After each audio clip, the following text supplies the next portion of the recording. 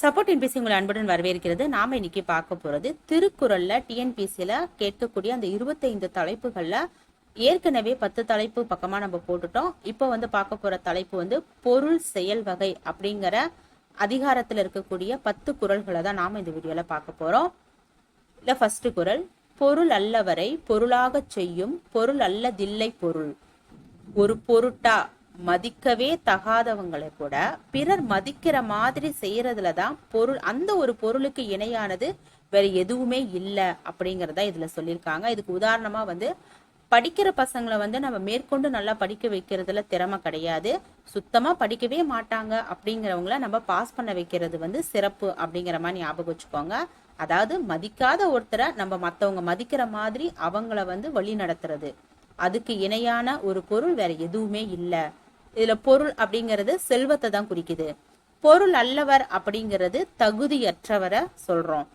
இது இந்த குறள் பாத்தீங்க அப்படின்னா எந்த அணியில வருது அப்படின்னா சொல் பின்வரும் நிலை அணி அப்படிங்கிற அணியில தான் வருது. அடுத்த குறள், இல்லாரை எல்லாரும் எள்ளுவர் செல்வரை எல்லாரும் செய்வர் சிறப்பு. இது நமக்கு நல்லாவே தெரிஞ்ச ஒரு குறள் தான். செல்வம் இல்லாதவங்கள எல்லாருமே இகழ்வாங்க, அதாவது பணம் இல்லை அப்படின்னா அவங்களை எல்லாருமே கேவலப்படுத்துவாங்க. ஆனா செல்வந்தரா இருக்கிறவங்கள எப்பவுமே சிறப்பிப்பாங்க அப்படிங்கறதான் இந்த குறளுடைய பொருள். அடுத்து மூன்றாவது குறள், பொருள் என்னும் பொய்யா விளக்கம் இருள் அறுக்கும் எண்ணிய தேயத்து சென்று. செல்வம் அப்படிங்கிறது ஒரு அணையாத விளக்கு, அதனை உடையவர் நினைத்த இடங்களுக்கெல்லாம் சென்று பகைமை என்னும் இருளை போக்கும். படிப்பு இருந்தா போதும் நம்ம எங்கனாலும் போய் பிழைச்சுக்கலாம் அப்படிங்கிற இது விஷயம் எல்லாருக்குமே தெரியும். அந்த வகையில செல்வம் அப்படிங்கிறது, அந்த கல்வி அப்படிங்கிறது ஒரு செல்வமா சொல்றாங்க. கல்வி செல்வம் அப்படிங்கிறது மிகச்சிறந்தது. அந்த கல்வி செல்வம் யாருக்கு இருக்கோ அவங்க நினைச்ச இடத்துக்கெல்லாம் போய் ஒரு பகைமை, ஒரு எதிராளி அப்படின்னா கூட அவங்க கிட்ட பேசி அவங்கள சமாதானப்படுத்தி அந்த பகைமை அப்படிங்கிற அந்த இருளையே அகற்றக்கூடிய ஒரு ஞானம், அறிவு எல்லாமே அவங்களுக்கு இருக்கும் அப்படிங்கறத தான் இதை சொல்லியிருக்காங்க. இதுல செல்வம் அப்படிங்கிற ஒரு விளக்கு அப்படிங்கிறது நமக்கு கல்வியை தான் குறிப்பிட்டு சொல்லியிருக்காங்க. இல்ல பொய்யா விளக்கம் அப்படிங்கிறது அணையா விளக்கு. பொய்யா விளக்கம் அப்படிங்கிறது அணையா விளக்கு. இருள் அப்படிங்கறனா பகைய போக்கும், பகைமை என்னும் இருளை போக்கும். இருள் அப்படிங்கிறது இங்க பகை அப்படிங்கறத குறிப்பிட்டிருக்காங்க. இதுல இலக்கண குறிப்பு கொடுத்திருக்காங்க பாருங்க. பொய்யா விளக்கம், யா வருதுங்களா, ஈறு கெட்ட எதிர்மறை பெயரச்சம். இருள் அறுக்கும், இருளை, ஐ மறைஞ்சு வந்திருக்கு, ஐ இரண்டாம் வேற்றுமை தொகை. அப்ப அடுத்த குறள் 4, அறனீனும் இன்பமும் ஈனும் திறனறிந்து தீதின்றி வந்த பொருள். பிறருக்கு தீங்கில்லாம நல்வழியில ஈட்டக்கூடிய அந்த பொருள், அதாவது செல்வம், அறத்தினையும் கொடுக்கும் இன்பத்தையும் நமக்கு தரும். பிறருக்கு தீங்கு விளைவிக்காம நல்வழியில ஈட்டக்கூடிய பொருள் நமக்கு அறத்தை கொடுக்கும், அதே சமயம் நமக்கு இன்பத்தையும் தரும் அப்படிங்கறத இந்த குறளுடைய விளக்கம். ஈனும் அப்படின்னா தரும், தீதின்றி அப்படின்னா தீங்கு இல்லாம, மத்தவங்களை கஷ்டப்படுத்தாம, தப்பு செய்யாம அப்படிங்கறத சொல்றாங்க. இதுல அறநீனும் திறனறிந்து இரண்டாம் வேற்றுமை தொகைகள். வந்த வந்திருக்கு, அது பெயரெச்சம். அரண் திறன் கடைப்போலி. அடுத்து 5வது குறள், அருளொடும் அன்பொடும் வாரா பொருளாக்கம் புல்லார் புரள விடல். அருள் அன்பு பொருந்தாம பிற வழியில வரக்கூடிய செல்வத்தின பற்றாம நீக்குதல் தான் நமக்கு வேண்டும். இதுல பற்றாம அப்படின்னா அதை ஏத்துக்காம அதை நம்ம நீக்கிடணும். அருள் அன்பு இதெல்லாம் பொருந்தாம பிற வழிகள்ல, தப்பான வழிகள்ல வரக்கூடிய அந்த செல்வத்தை நம்ம ஏத்துக்க கூடாது. அதன் மூலியமா பற்றாம அதை நம்ம தள்ளிடணும், நீக்கிடணும். இதுல புல்லார் அப்படிங்கிறது பற்றார் அப்படிங்கறதான் அந்த வார்த்தையினுடைய பொருள். அடுத்து இலக்கண குறிப்பு, வாரா பொருளாக்கம். வாரா வந்திருக்கு, ஈறு கெட்ட எதிர்மறை பெயரச்சம், ஏன்னா அது நெடில். விடல், அல் வந்திருக்கு, அல் ஈற்று வியங்கோல் வினைமுற்று. அடுத்து 6வது குறள், உரு பொருளும் உள்கு பொருளுந்தன் ஒன்னார் தெருபொருளும் வேந்தன் பொருள். அரசு உரிமையால வந்த பொருளும் மக்கள் வரியாக தரக்கூடிய பொருளும் பகைவரை வென்று கொண்ட திரைப்பொருளும் அரசனுக்கு உரிய பொருள்கள். இப்போ அரசுரிமையால வந்த பொருள், கவர்மெண்ட் கொடுக்கக்கூடிய அந்த ஒரு பொருள், அதே மாதிரி மக்கள் செலுத்தக்கூடிய வரியின் மூலியமா கிடைக்கக்கூடிய பொருள், எதிரி நாட்டை வென்று அந்த நாட்டு செல்வங்களை எடுத்துட்டு வர்றாங்க அப்படின்னா அந்த பொருள், இது எல்லாமே திரை அப்படின்னா வரி, இதெல்லாமே அரசனுக்கு உரிய பொருள்கள் அப்படிங்கறத இங்க குறிப்பிட்டிருக்காங்க. உரு பொருள் அப்படின்னா அரசு உரிமையால வரக்கூடிய பொருள். உள்கு பொருள்னா வரியாக வரும் பொருள். தெரு அப்படின்னா பகை. இதெல்லாமே ஓல்டு புக்ல இருக்கக்கூடியது. இந்த திருக்குறள் எல்லாமே அந்த 25 தலைப்புல இதுவும் ஒரு தலைப்பு தான். இந்த உரு பொருள் அரசு உரிமையால் வரும் பொருள், உள்கு பொருள்னா வரியாக வரக்கூடிய பொருள். இந்த பொருள் அறிஞர் பொருள்கள் எல்லாமே உங்களுக்கு ப்ரீவியஸ் கொஸ்டின்லயே வந்து கேட்டிருப்பாங்க. அடுத்து இலக்கண குறிப்பு. இல்ல தெருனா பகை, தெருவுல நின்றுதான் பகை, சண்டை போட்டுப்பாங்க அப்படின்னு ஞாபகம் வச்சுக்கோங்க. இலக்கண குறிப்பு. தன் ஒன்னார் வேந்தன் பொருள்.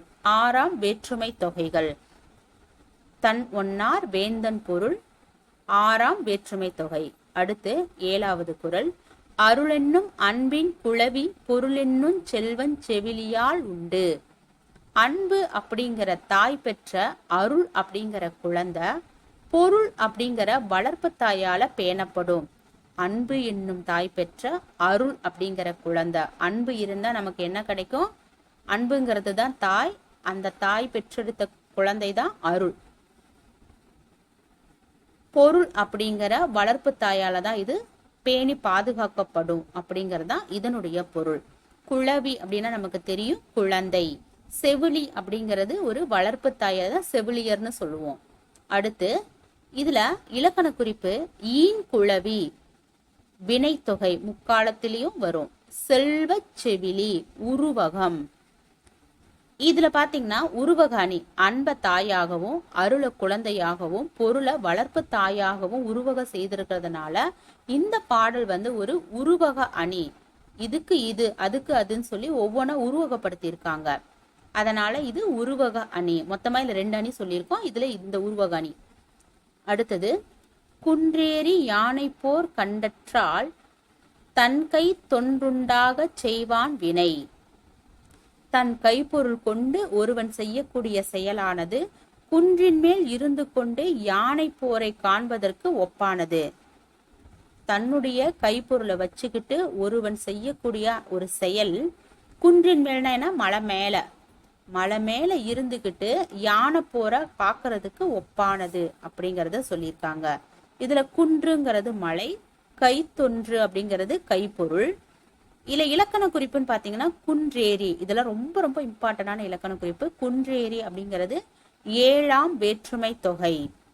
இது வந்து பாத்தீங்கன்னா உவமை அணி. வளர்ப்பு தாய் இதெல்லாம் சொன்னது அன்பு, அப்புறம் அருள், குழந்தை, தாய், வளர்ப்பு தாய் இதெல்லாம் சொன்னது உருவக அணி. இது வந்து பாத்தீங்க அப்படின்னா உவமை அணி. அடுத்து 9வது குறள். செய்க பொருளை செருணர் செருக்கருக்கும் எக்கதனீர் கூறியதில். பொருளை தேடி சேர்த்தல் வேண்டும். பொருளை சேர்க்கிறதுங்கிறது வேணும். ஆனா அது பகைவருடைய செருக்க அறுக்கும் உறுதியான படைக்கலமா இருக்கு. அதை விட கூர்மையான கருவி வேற எதுவுமே இல்லை. பொருளை தேடி சேர்த்தல் வேண்டும். அது பகைவரின் செருக்குன்னா நமக்கு தெரியும், ஒரு இருமாப்பு, திமிரு, அதை சொல்றாங்க. அறுக்கும் உறுதியான படைக்கலம் அதுதான். அதை விட கூர்மையான கருவி வேற எதுவுமே இல்லை அப்படிங்கறதா இந்த குறளுடைய பொருள்.